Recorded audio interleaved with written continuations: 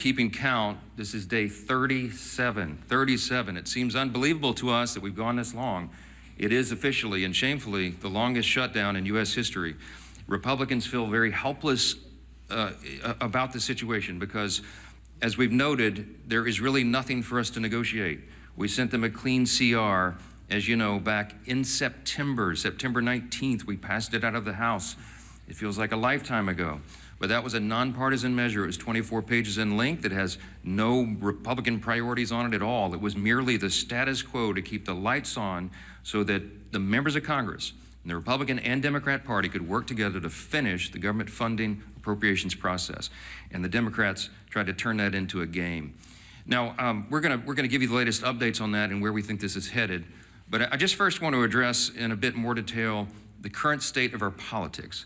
It has been very interesting to us to see all the pundits trying to spin the results of the election on Tuesday. I just want to point out some simple facts here, and as usual, I try to be concise and give you the highlights here, but there's some things that we really need to point out.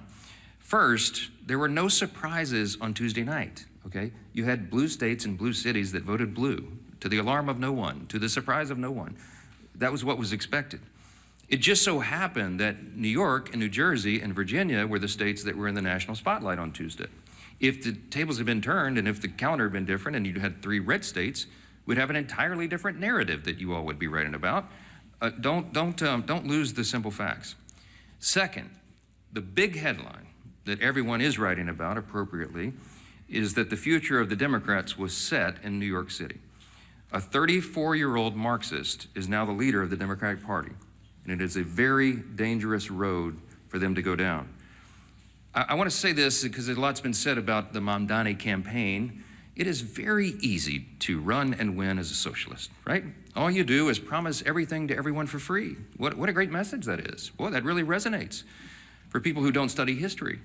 And while you're making all those promises, you hope that they never realize the trap that you're actually setting, the impossibility of fulfilling your fantastical claims and dreams, and the extreme danger and chaos that would result if you ever could. When you run as a socialist, you have to hope that they never understand that this will lead to the inevitable loss of their freedom, their opportunity, and their security, the loss of meritocracy and fairness in society, the loss of colorblindness, and the loss of emphasis on character, and the morality and the personal incentive and the common sense that we rely upon to keep a republic in operation. If you run as a socialist, you run on a big list of false claims. And you promise everything to everyone and you can't deliver. And if you were ever able to deliver, it would be to the great detriment of the very people that you lured in to vote for you. Third fact about the election on Tuesday night is that the Democrats, and you all are not writing about this and you should be, not writing enough about it. The Democrats have now set themselves on a collision course in their own tent. If you look at Spanberger in Virginia and Sherrill in New Jersey, they tried to run as moderate pragmatists. That's how they self-described. But they will be no match for the coming communist wave taking over their party right now. The energy is on the side of the Marxists. Look no further than the top 2 Democrats here in Congress. We've noted this here every day. They had to bend the knee to the socialists. Hakeem Jeffries and Chuck Schumer are both from New York. The top Democrat leader in the House and the top Democrat leader in the Senate, they couldn't get around that. And so Hakeem had to ultimately embrace it. He had to give the full blessing to Mamdani and his agenda. And he co-owns it. And Chuck Schumer flirted with it. He pandered all along. He flirted with that open endorsement till the better end, even though Mamdani is an activist against Israel and an anti-Semite. Chuck Schumer is the highest-ranked Jewish official in America, and even he couldn't bring himself to disclaim that. And as we've noted here every day, the sole reason for the entire federal government being shut down now, the sole reason for all the American people suffering all this pain and hardship is because of the fear of political retribution from the far-left activists who run the Democrat Party. That is the motivation for the shutdown. It's never been about any policy issue at all. It was only so that they could show a fight and try to show that they're tough to this rising far-left activist base in the party.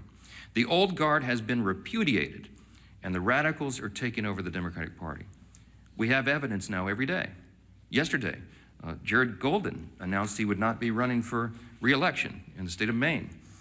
he's a moderate, and he has no place in his party anymore. And then this morning, you saw the headline. Former Speaker Nancy Pelosi has now announced her retirement this morning. That is a very important sign that I hope that you all will delve into. Even the famous San Francisco liberal is not far left enough for the neo-Marxists. We commend her for her services. We all do, everyone who serves in Congress, but there should be a lot written about that. Fourth point I just want to make in the aftermath of Tuesday is that off-year election results in isolated places are never indicative of the upcoming midterm election. Don't read too much into that. You shouldn't. If you do, you're going to miss it. The GOP is in excellent position to win big next year. And when I say I'm bullish about the midterms, we absolutely are, and there's a lot of reasons for that. This is not groundless optimism. It's based on facts. The reason we're in such a great position is because we are united. And while the Democrats engage in their emerging civil war, Republicans are going to continue to work and deliver for all the new voters that we brought into the party last fall in 2024. There was a true demographic shift in that election, as you know. Record number of Hispanic and Latino voters, Black and African American voters, Jewish voters, union workers, urban voters, young people. And while they say that there's this big swell of enthusiasm of young people based on what happened in New York City Tuesday night, I would give to you Exhibit A on our side. Maybe you're not noticing, but the turning point events at college campuses all around the country are setting records for attendance. You have hundreds of thousands of new young people weekly coming into the movement that are enthusiastic, young conservatives who are looking for truth, who believe in America's founding principles, and who want to be engaged. And they will be engaged in next year's midterms. The third reason is we got a very favorable map. You shouldn't miss this either. I was very bullish even before the current redistricting battles began. As we sit here today, there are 13 House Democrats sitting in districts that President Trump won. There's another 21 of them in districts he came within 5 points of winning. There's only three, conversely, there's only 3 House Republicans sitting in districts that Kamala Harris won. That's a lopsided map. And after redistricting, we think we'll net a few more seats, handful, maybe 6 to 8. We're in very good position to make history and grow this majority. And finally, I'll just leave you with this. The reason we're so enthusiastic about running next year is we have a real record to run on. Mondami and Democrats want to talk about affordability. We love that subject. We love it. Look at the facts. I brought some this morning. It's the Republicans who are working every day to make life more affordable for working families. And it's not a talking point for us. We are delivering. After 4 long years of skyrocketing prices under the Biden administration, we had to take over. You don't flip a switch and reverse that overnight. It takes a while to work those policies out of the system and to get the new ones in. President Trump and Republicans are delivering results for the American people that they can see and feel. To date, we've seen core inflation is nearing its lowest level in 4 years. Gas prices have fallen to a 4-year low. Prices for everyday goods continue to decline, and blue-collar workers are seeing the largest increase in wage growth in nearly 6 decades. That's the result of our policies. In Congress, House Republicans are working hand in hand with President Trump to advance his affordability agenda. It is President Trump who ran on that. It's President Trump who's delivering on that. And we are all partners in that new effort to make America great again. It begins with the economy, and we know that. We're laser focused on making a difference in the lives of hardworking American families. Here's another demonstration, the Working Families Tax Cut. It is aptly named. It's the largest tax cut in U.S. history for working and middle-class Americans. You got Bernie Sanders running around, they're talking about the billionaires. It's not this. That's the opposite of the truth. Look at the facts. That bill was written for lower and middle-class earners, and they are the ones that will feel the positive effects going into next year. We included in that, as you know, no tax on tips, no tax on overtime, real tax relief for seniors. These are the kinds of things that people feel, and they see that we're making good on our promises.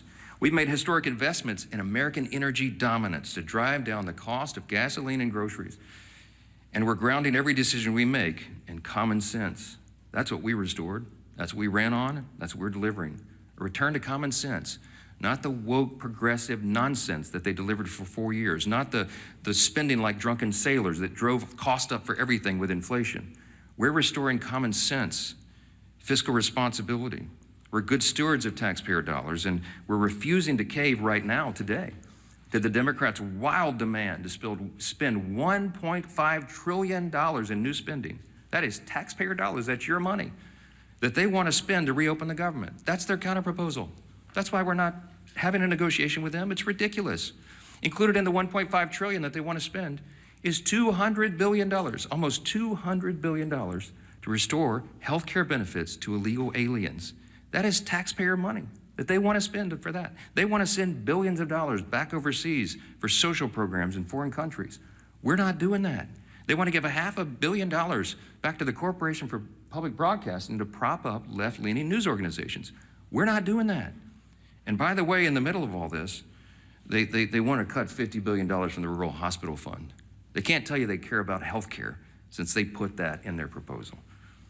We're grounding every decision in common sense. And Democrats had their chance. When they controlled Washington, look at the history, don't forget it. This was just a year ago. You know what we inherited?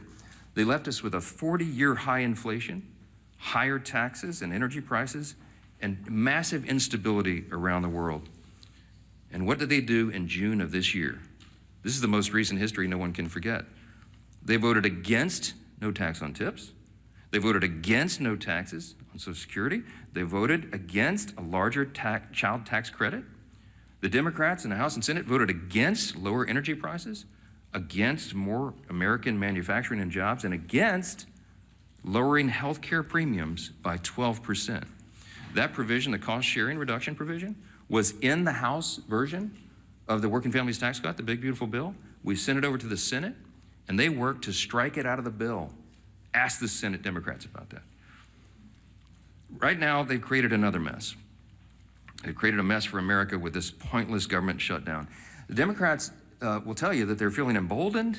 They're feeling emboldened because they had a few blue state election results. It does not change the fact that they have walked their party off a cliff with no parachute and no path forward. The reason we're stuck right now is because of one simple fact. If they vote to reopen the government, the Senate Democrats are afraid that the radicals in their party will say that they caved. They're afraid of the retribution that will come from that. But if they keep the government shut down, they know very well, as we all do, that millions of Americans will continue to suffer as essential services remain unfunded and paychecks to federal workers continue to stay stalled. So our question for Democrats this morning is this: which constituency matters more? The loud radicals in your party or the hardworking American people? I can tell you which side the Republicans are on. 15 times we voted for the hardworking American people. And 15 times so far, the Democrats in Congress have voted for the radicals in their party. It is unconscionable to us that they've allowed it to go on this long. And at some point, all you can do is pray that common sense prevails. And that's what I've been doing a lot of. We hope and pray that there are still Democrats out there. There's just a handful. We need 5 more votes. 5 centrist, common sense Democrats in the Senate to come to those senses and do the right thing. It's time for them to put their country first.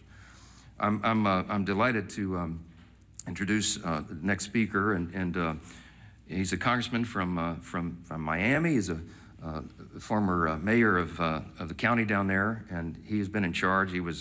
He served as a police officer, but he was the chief of the fire department down there. I mean, the guy's resume is longer than almost anybody in Congress, and as a son of a firefighter, I always take personal delight in reminding everybody he's the only career firefighter paramedic in Congress. He's doing a great job, and he serves as vice chairman of the Republican Governance Group, one of our largest and most active caucuses I mentioned, and we're truly grateful to have him here to discuss some of these consequences of the government shutdown. Glad to have you. Carlos, come on up. Thank you. Thank you, brother. Thank you, Mr. Speaker. And if you indulge me, I think you brought me up here to talk about the shutdown, but I will stray a little bit. I'm the only Cuban-born member of Congress. That means I was born in Cuba. I was not born here in the United States. I didn't speak a word of English until I got here. I was 7 years old.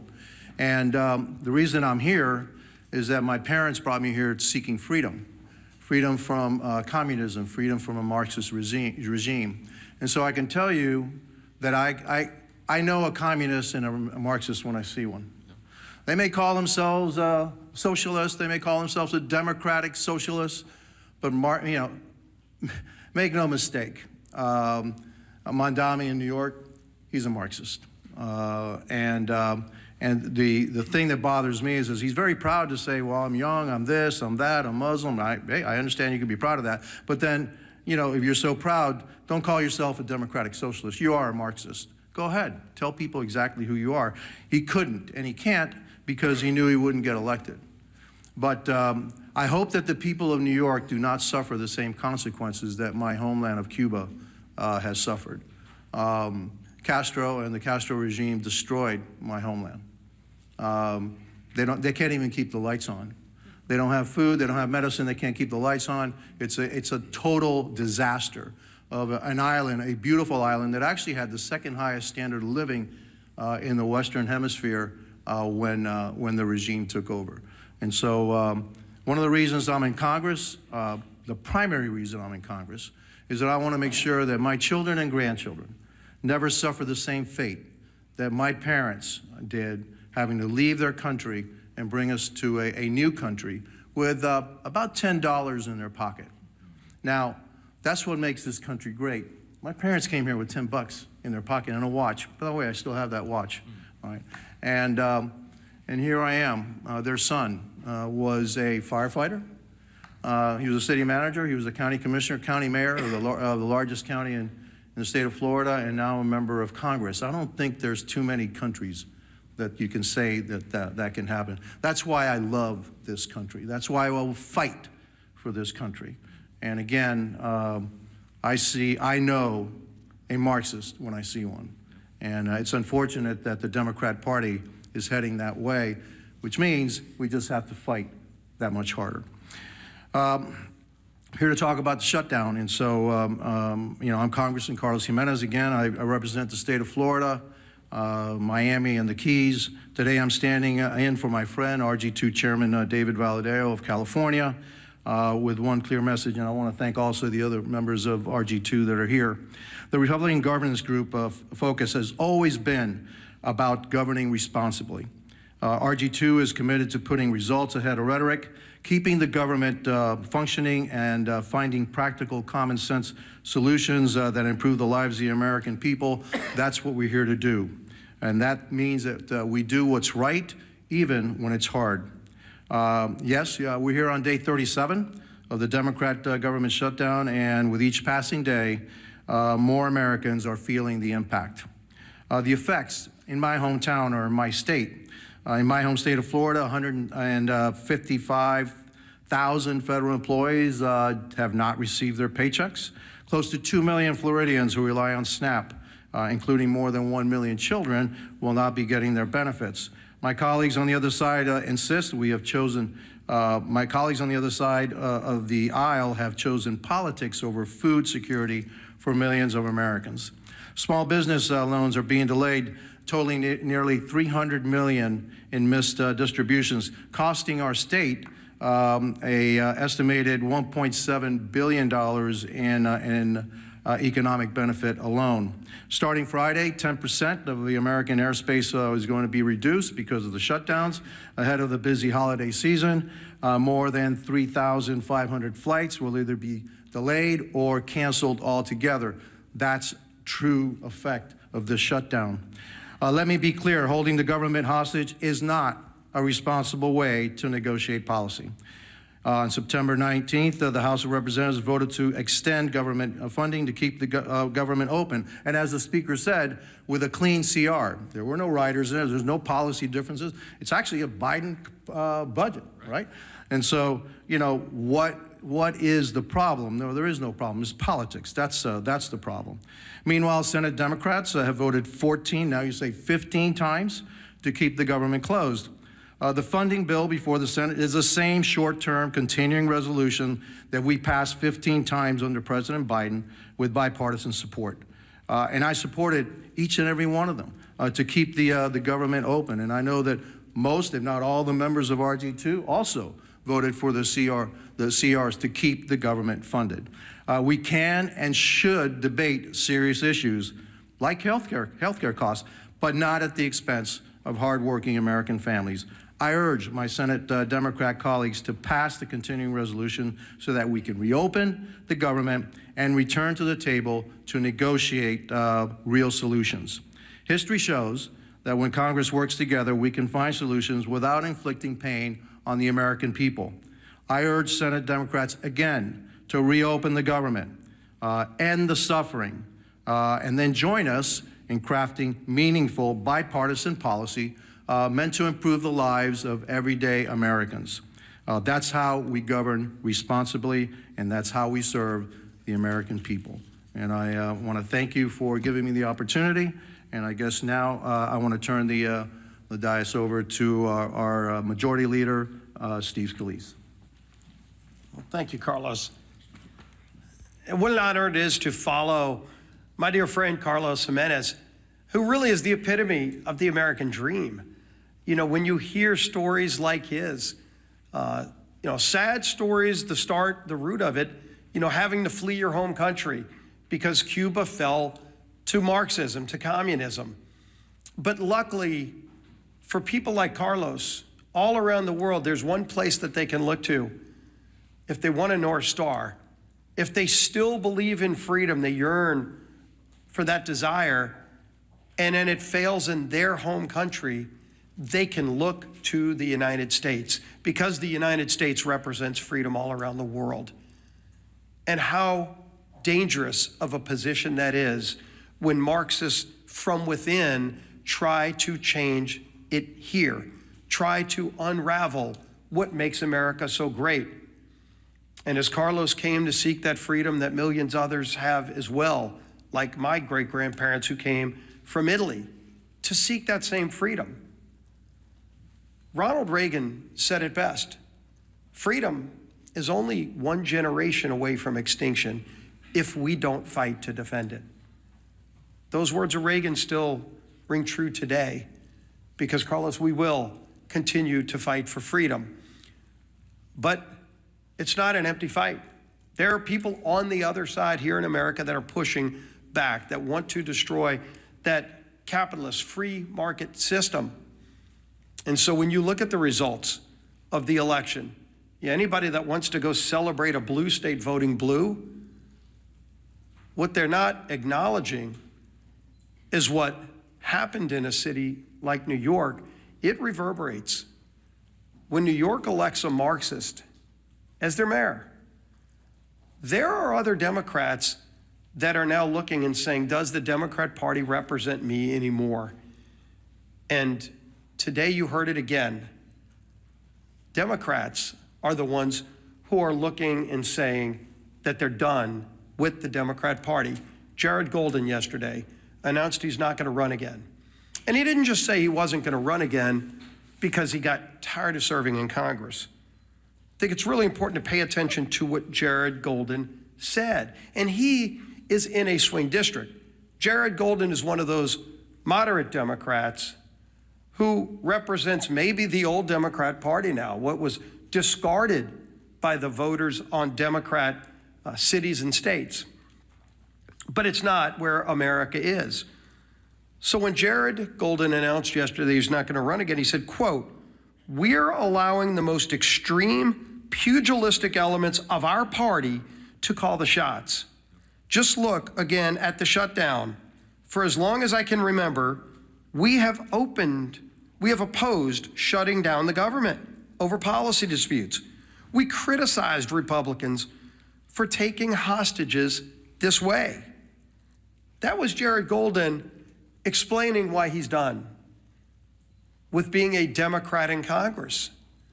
And when the Democrat Party no longer stands for common sense, for members that do on occasion reach across the aisle, they're going to be relegated to a scrap heap of history, because America is not a socialist nation. While the Democrat Party has turned their leadership structure over to a socialist, it's not where America is. And if they're running people like Jared Golden out of their party, they can go celebrate the results of last night's election. Again, if Alabama held an election also Tuesday, and gee whiz, a Republican governor was elected governor of Alabama, would anybody be writing a story about it? Of course not. So let them go celebrate New Jersey electing a Democrat governor, New York City electing a Democrat. The real concern is that the Cuomo wing of the Democrat Party got destroyed by the Mandami wing of the Democrat Party. And if they want to call that a victory, good luck. Something tells me they're not going to be sending Mandami to swing districts around America. He's not going to Maine. Let Mandami go to Maine for that now open seat in Congress, a 50-50 district. Will they be sending Mandami to those kind of swing districts? Colorado, where somebody like Gabe Evans represents, is Mandami going to be going there? Because that's where their party is now headed. And they chose that. But America is not embracing that form of socialism. We know what you get from socialism. You get the promises of free everything. But Americans know innately there's no such thing as a free lunch. All you end up with, the results, are the hollow promises and the failures that come with those promises, because you know you get what you pay for. And somebody else is going to have to pay for that free thing. And a lot of those rich people they love denouncing are leaving. Many have already left. So even when they go raise taxes even more with the highest rates you can imagine, who's going to pay those higher rates? It's not going to be the millionaires and billionaires. Many of them have already left. It's going to be hardworking families in New York City. Good news for you, you might be making $100,000 a year. By the way, a police officer married to a school teacher makes more than that in New York City. They're going to be the quote unquote rich who get the higher taxes and the free buses and the grocery stores that are run by the government with empty shelves and expired food. That's what they're going to get. But the rest of America is not going to have it. So while Democrats keep the government shut down, and they brag about it, I mean, you heard Senator Murphy yesterday, quote, "I think we're in an enormously strong position right now." Strong position? What's so strong about taking food out of the mouths of 42 American families? What is strong about that, Senator? Sure, you can vote again today to keep the government shut down, but there's nothing strong about denying food to people who are low income and who can't afford it. That's a weak place to be. But that's what they're bragging about. When, as we saw, the transportation secretary yesterday said 10% of flights are going to have to be cut back because we don't have enough air traffic controllers because Democrats chose not to pay them. And so people are getting ready to go travel to see their family, hopefully, for Thanksgiving. But they're not going to be able to get that flight. They're going to have to leave a day or two earlier to drive.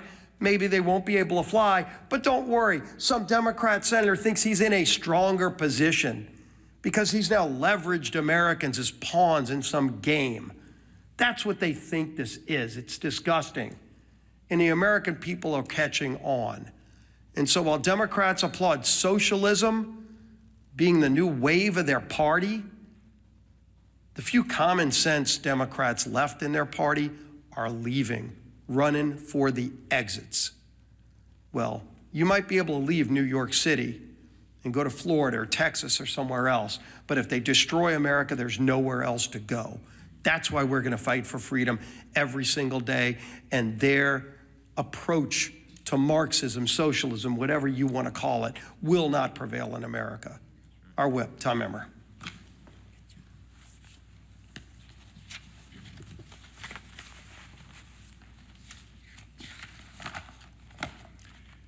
It's day 37 of the Democrat government shutdown, and one thing has become clearer, more clear now than ever. The Democrat Party of today is not your grandparents' Democrat Party. They refuse to govern. They resort to hostage-taking when they don't get their way. They routinely put politics before people. And now they have made communists and assassination fantasizers the pillars of their party. Democrats claim they want to make life more affordable for hardworking Americans, but every time that they've had the majorities in Congress and a Democrat president in the White House, they've done the exact opposite. Take the American Rescue Plan under Joe Biden, for example, which was later deemed by economic experts as the, quote, original sin that led to double-digit inflation. Or look at the Affordable Care Act, which is so unaffordable, they have to pay people to use it. The Democrats have no moral high ground to stand on when it comes to good governance. They don't know what it is. And when they claim that they're fighting for you, do not believe them. Because if this shutdown has taught us anything, it's that the Democrats will willingly inflict pain on the American people if they think it gives them political leverage. Their kamikaze politicians and their constituents deserve better. In stark contrast, however, Republicans have done our jobs. We passed a nonpartisan government funding bill out of the House over a month ago. All we need, as the Speaker said earlier, is just 5 Democrats in the Senate to grow a spine, stand up to the radicals in their party, and join us in getting our clean CR to the president's desk. Enough is enough. It's past time for Democrats to end the political games and reopen the government for the people they were elected to serve. Our conference chair, Lisa McClain. Thank you. Well, good morning, everybody. Again, here we are. Yesterday, Americans woke up to an unthinkable reality. And Carlos touched on it earlier. A communist was elected mayor in America's largest city. How did this happen? Ask yourself, how did this happen? It happened because a small socialist portion of this country took control of the Democrat Party. A party that is now apparently united behind a socialist agenda. And slogans always seem to start with the same word: free. Free food, free rent, free buses, right? I feel like I'm at an Oprah Winfrey show. You get a car and you get a car. Well, this isn't the Oprah Winfrey show.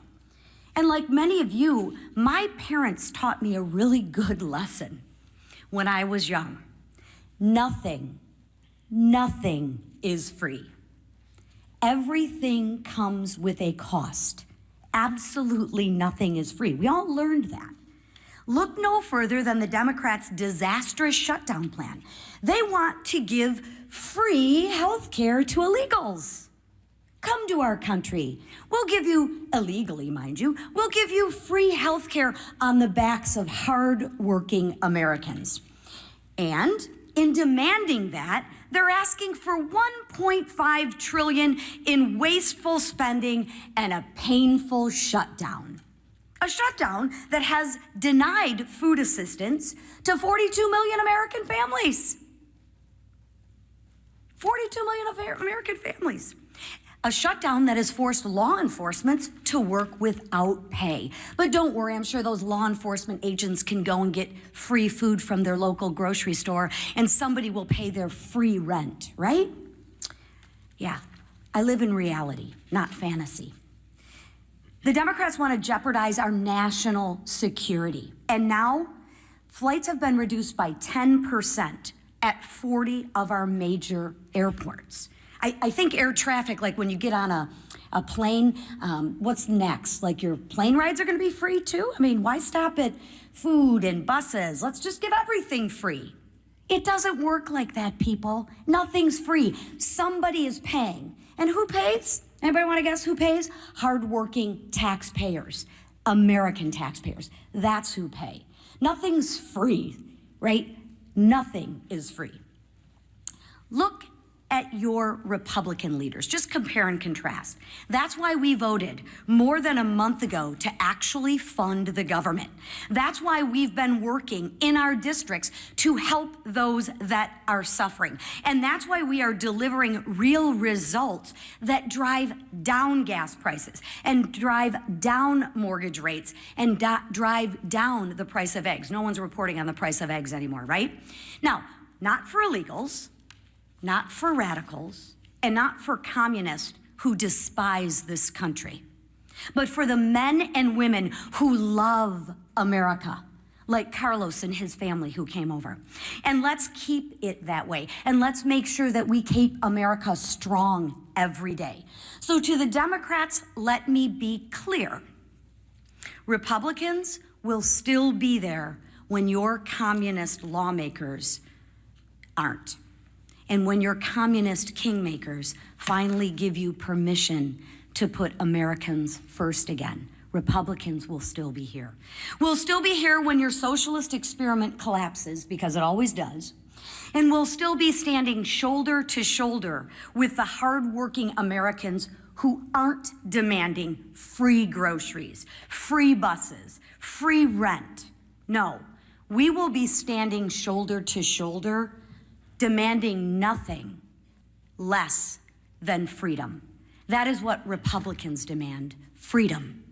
Because that's what makes this country great.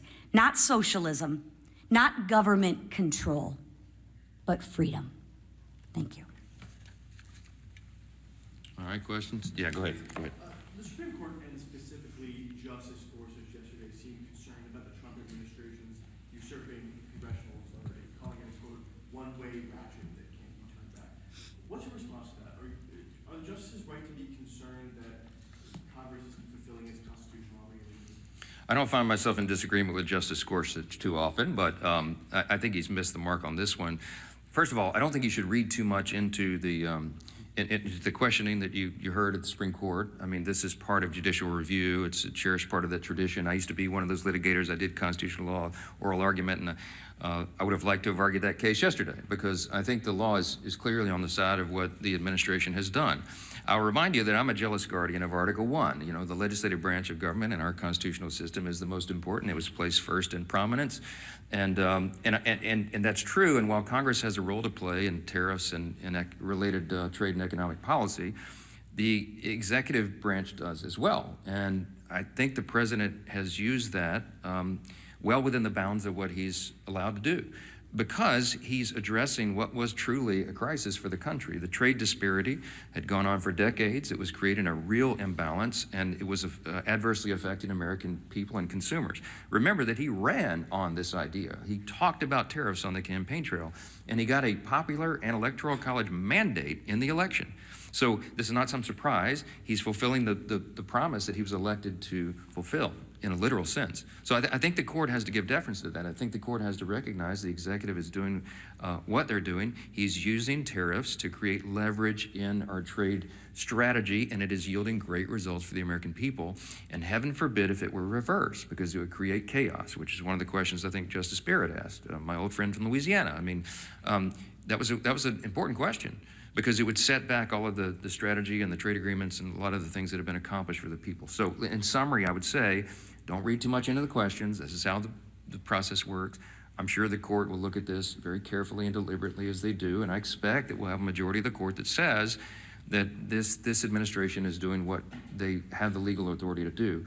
If I felt like the executive branch had overstepped its bounds on trade or on the tariffs or something, I would have stepped in. I mean, that's my job as the Speaker of the House over the legislative branch. I would have done it in my own way, to be candid. I would have gone to the president privately and said, hey, sir, enough. I think you're overstepped the bounds. Let's try to figure that out. I wouldn't have publicly had a big spat with him, because it wouldn't have been necessary.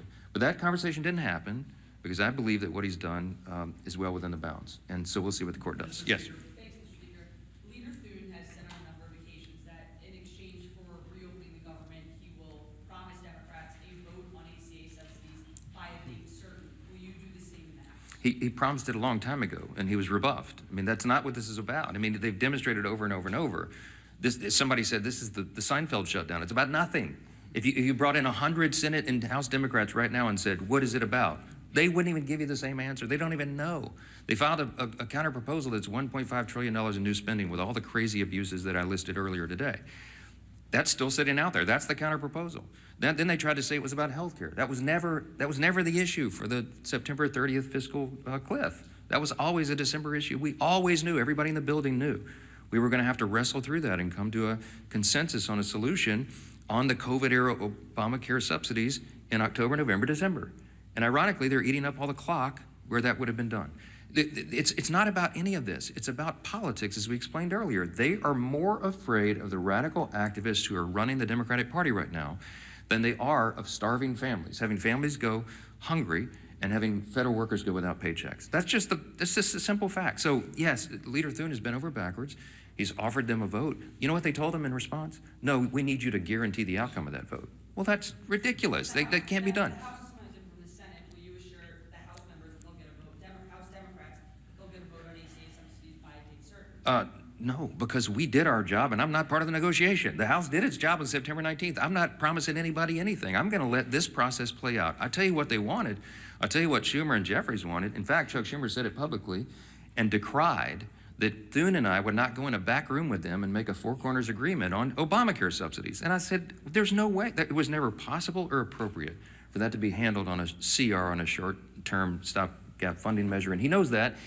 And we're not doing that anymore. We're not taking four corners, four leaders in a back room and making a deal and hoisting it upon the people. I'm not going to be a part of that. Chuck Schumer is part of the old way this was done, and that's part of the reason why people have such a lack of trust in Congress. We need to be transparent, open. We need to do it through the process. We need to involve and engage all of our caucuses and all of our members in this discussion.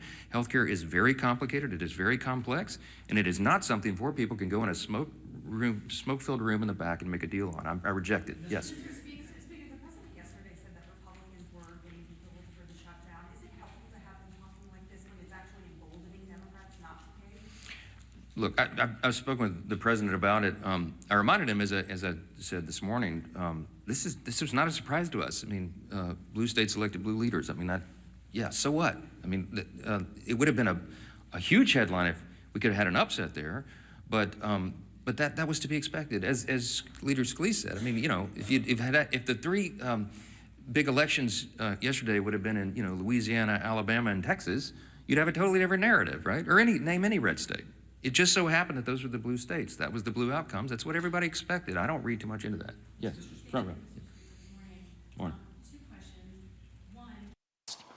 One of them is that we've lost is the looking out the window phenomena.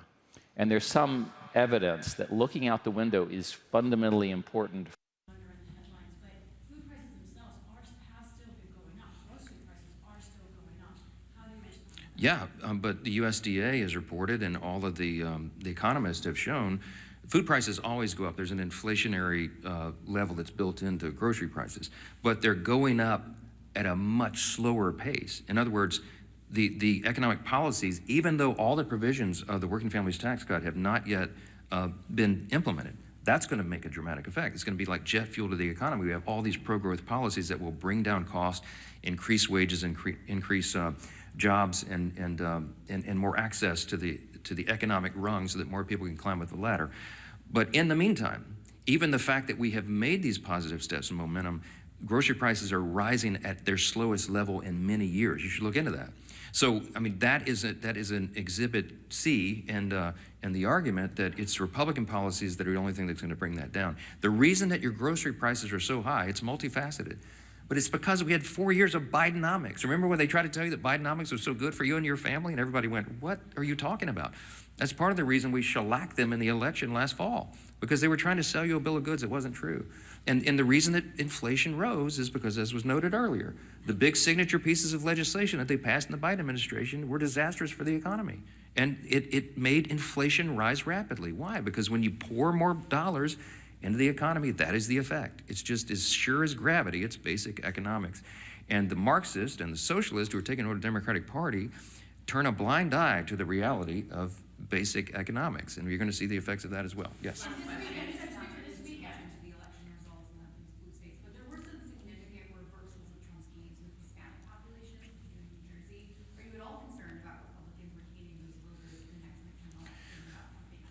No, I do believe that the demographic shift that we were able to see and experience in the 2024 election will hold. I believe that large numbers of those new voters and these demographics that have not traditionally been with the Republican Party are with us. I will point you to the study that the Democrats themselves paid for that came out, a week or so ago, and they had, I think, hundreds of thousands of respondents to these polls. And the Democrats determined in their own analysis that they are regarded as weak, woke, and out of touch with the people, okay? That's why they lost last November, And that's why they're going to lose this coming November, okay? As Carlos Jimenez said, as a Cuban who came here, his family immigrated here, he came here when he was 7. This is the American dream. I know that the Hispanic and Latino populations across this country understand which party is delivering for them, and they're going to feel that positive effect. They're going to feel increased wages and more opportunity, and before they get to that election next fall. And that's why we did the big, beautiful bill, the Working Families Tax Cut, so early in the year, because we wanted that to really take hold after the beginning of the year so that people will feel that. And we're convinced they will, and I think that's going to inure to our benefit. Thank you all so much.